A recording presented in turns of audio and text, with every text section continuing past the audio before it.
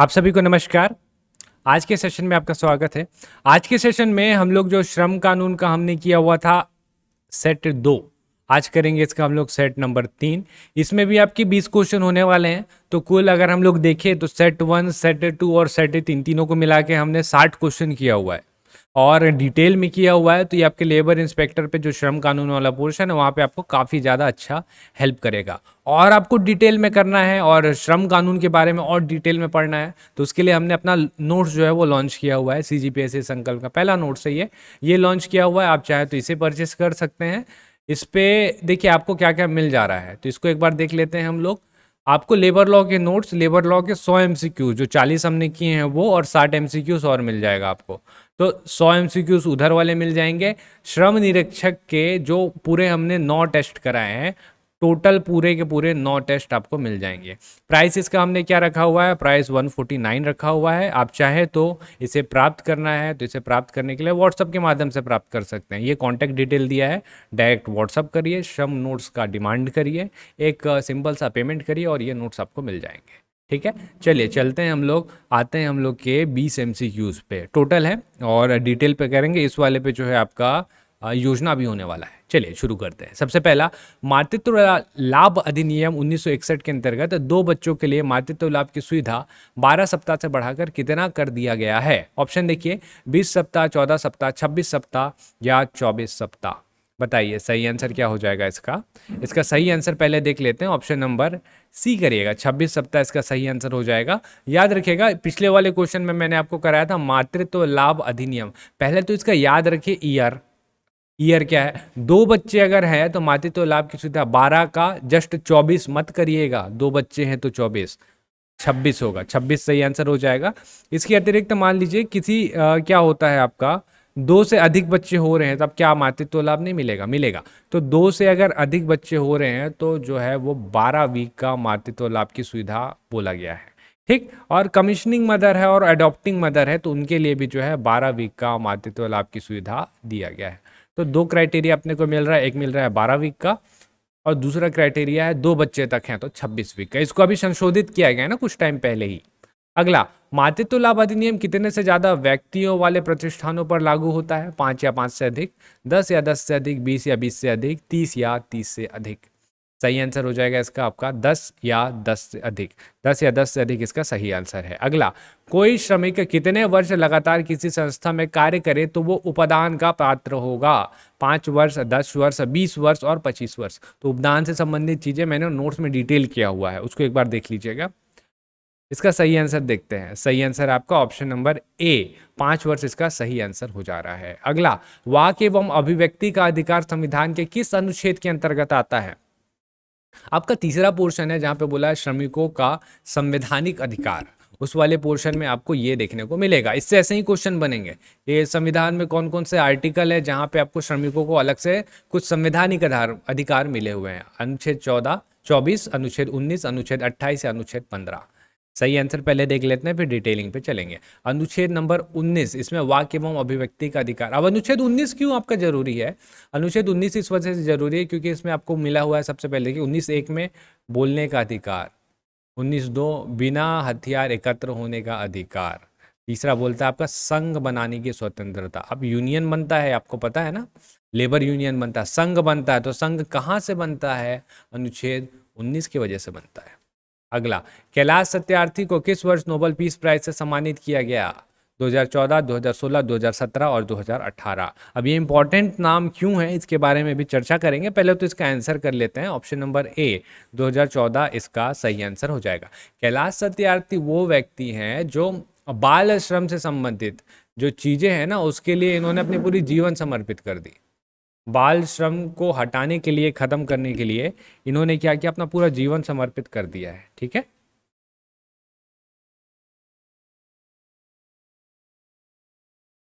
चलिए जैसा मैं आपको बता रहा था, बाल श्रम के लिए इन्होंने बहुत ज़्यादा वर्क किया हुआ है।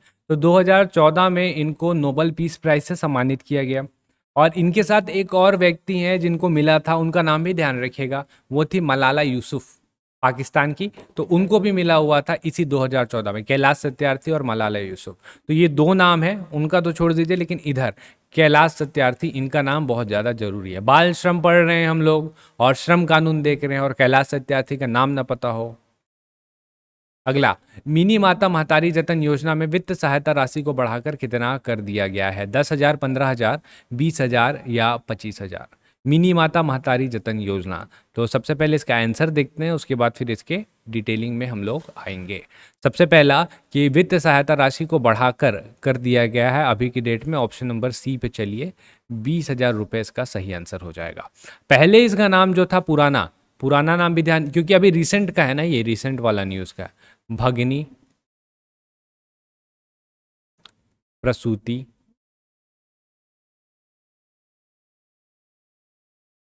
भगिनी प्रसूति सहायता योजना पहले वाला नाम था। उस टाइम में राशि जो था इसमें मिलता था आपका 10,000 रुपये। श्रमिकों के लिए स्पेशल है ये, मिनी माता महतारी जतन, नाम भी पूछ सकता है, भगिनी प्रसूति सहायता योजना का नाम बदलकर क्या कर दिया गया या किन के नाम पे रखा गया है, तो मिनी माता। अगला, बजट 23-24 में मुख्यमंत्री कन्या विवाह योजना की राशि को बढ़ाकर कितने करने की घोषणा की गई है?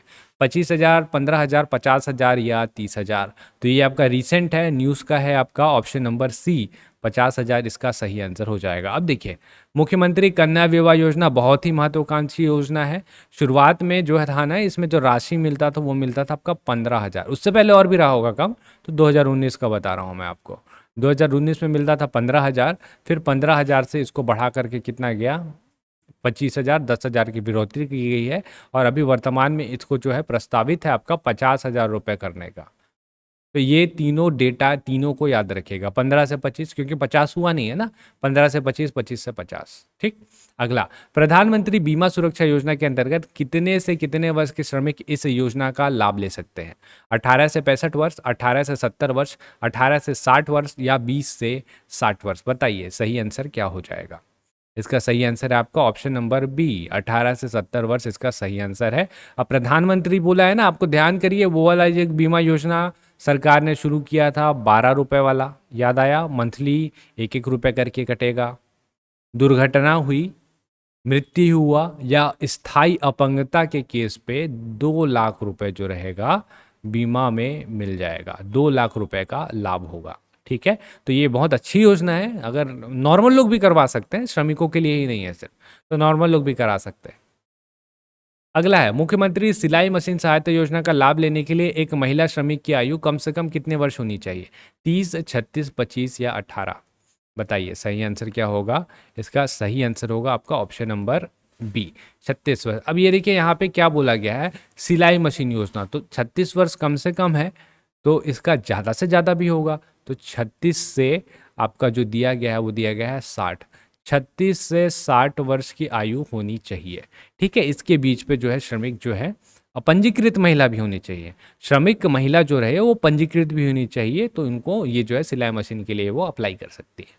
दुर्घटना में चिकित्सा सहायता योजना के अंतर्गत पंजीकृत हितग्राही को कितने की सहायता राशि दी जाएगी?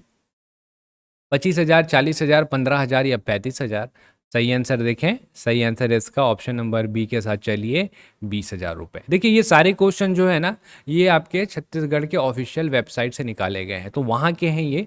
तो अब अगर मान लीजिए इनकेस ऊपर नीचे होता भी है, तो हमने अभी भी ऑफिशियल डेटा देख रहे हैं, ठीक। तो अपने को यही फॉलो करना है। चलिए इसको देख लेते हैं। क्या होगा इसमें, 20,000 रुपये का राशि है, और इलाज में हुआ वास्तविक व्यय, तो जो भी कम हो वो राशि जो रहता है वो मिल जाता है। मुख्यमंत्री नौनी सशक्तिकरण सहायता योजना की शुरुआत कब हुई थी?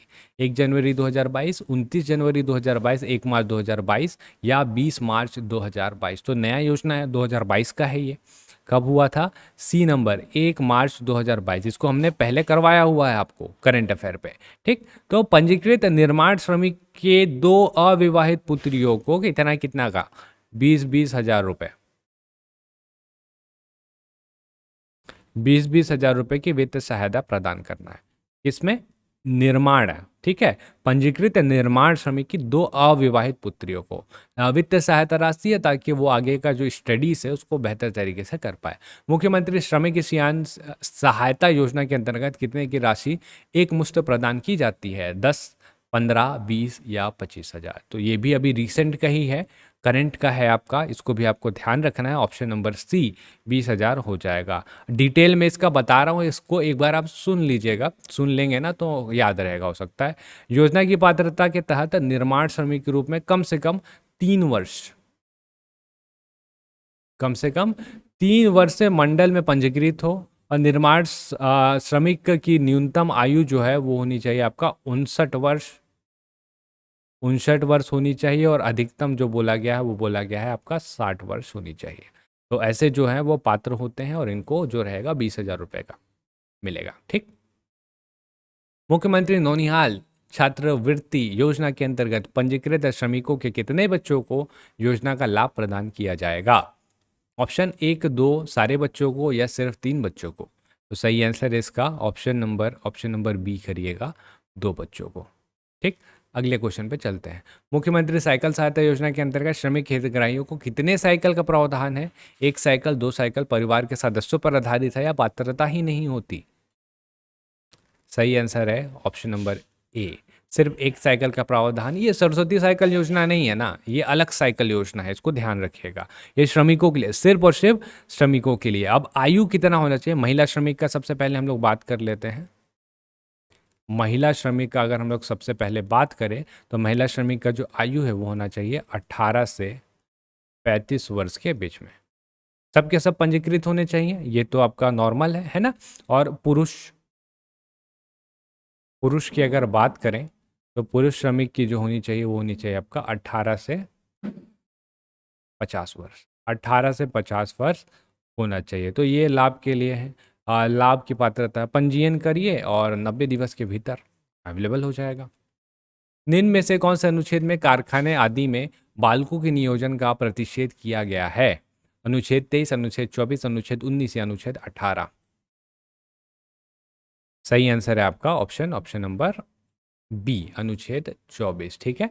अनुच्छेद 19 वाक्य एवं अभिव्यक्ति की स्वतंत्रता। अनुच्छेद 18 ये दिया गया है आपका अबोलिशन ऑफ टाइटल, उपाधियों का अंत। अनुच्छेद 23 14 वर्ष से कम के बालक, ये दिया गया है। ठीक। अगला, कर्मचारी पेंशन योजना 1995 के अनुसार पेंशन की पात्रता के लिए न्यूनतम कितने वर्ष तक सेवा अनिवार्य है? 5 वर्ष, 10 वर्ष, 15 वर्ष या 20 वर्ष? इसका सही आंसर है आपका ऑप्शन नंबर बी करिएगा, 10 वर्ष इसका हो जाएगा। ठीक है। 10 वर्ष का अंशदायी सेवा आपका आवश्यक है। और कुछ कुछ और डिटेल दिए गए हैं, उसके बारे में हम लोग जो है जैसे ये हमने जो इसका पीडीएफ बनाया उसमें ये अपलोडेड है। जो मैंने आपको शुरू में बताया तो वहाँ पे वो आपको अवेलेबल हो जाएगा। अगला, कर्मचारी भविष्य निधि और विविध प्रावधान अधिनियम 1952 के तहत किसे नियोक्ता कहा जाता है? कारखानों का स्वामी या अधिभोगी, वहाँ कार्य करने वाला श्रमिक, इस नियम के अंतर्गत एक अधिकारी, या इनमें से कोई नहीं? तो नियोक्ता बहुत इंपॉर्टेंट शब्द है। हमेशा आपका डेफिनेशन जो रहता है ना वो सेक्शन 3 में डिफाइन होता है, तो ये भी वहीं डिफाइन हुआ होगा। तो आते हैं इसका डिटेलिंग समझते हैं। नियोक्ता का सही आंसर क्या होगा? कारखाने का स्वामी या अधिभोगी। इसी के अंतर्गत जो है श्रमिक कार्य कर रहे हैं। और मान लीजिए जो वो सारी चीज़ें ना कि 8 घंटे से ज़्यादा काम करवाए, दंड के पात्र होंगे, यही होंगे, नियोक्ता ही पात्र होंगे। इसके अतिरिक्त बोनस देना है, बोनस नहीं दिए, कम सैलरी दे रहे हैं, तो ये नियोक्ता ही जाएंगे उस केस पे। ठीक। तो ये नियोक्ता वही है। नियोक्ता का अर्थ है, बहुत सारा अर्थ है, अब बोला गया है एकदम सिंपल टर्म में बोले जाएगा तो कारखाने का स्वामी होता है। ठीक है। आइए अगले क्वेश्चन में चलते हैं। मनरेगा की शुरुआत भारत में किस वर्ष में हुई थी? 2004, 2005, 2007 या 2009? तो ये क्वेश्चन रिपीट हो रहा है, इसका आंसर होगा ऑप्शन नंबर बी, 2005 में इसकी शुरुआत हुई थी। मनरेगा जो है आपको राइट टू वर्क प्रोवाइड करवाता है, राइट टू वर्क। इसके बारे में मैंने बताया था आपको पिछले वीडियो पे, है ना।